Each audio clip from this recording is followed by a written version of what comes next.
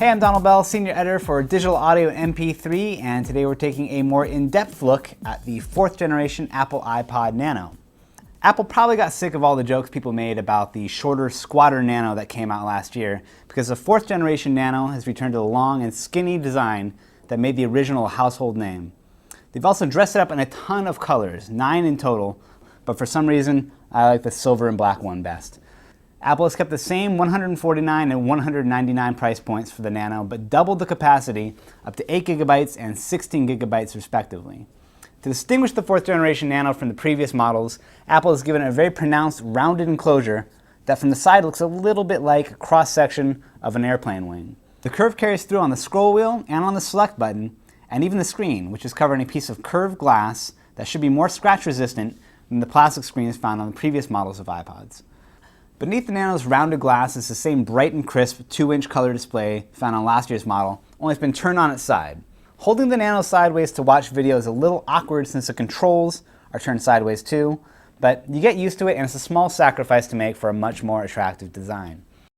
Apple's also added a tilt sensor to the 4th gen Nano that flips videos and photos around depending on how you're holding it.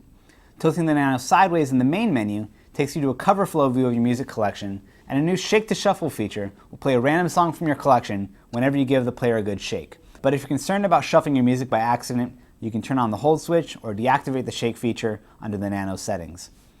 All of the features of the previous Nano are here in the 4th generation, including music playback, audio and video podcasts, photos, videos, games, and support for iTunes movie rentals.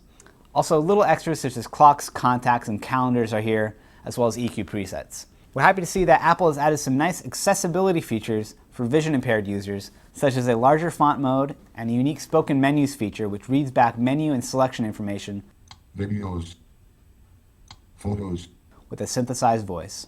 This feature only works for the Nano so far and has to be enabled through iTunes in order to work.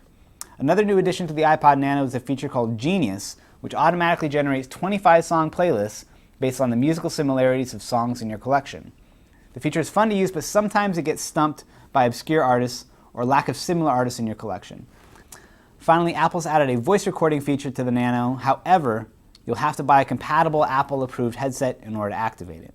Battery-wise, you can expect around 24 hours of music and 4 hours of video from the Nano, which is pretty incredible given how thin and light it is.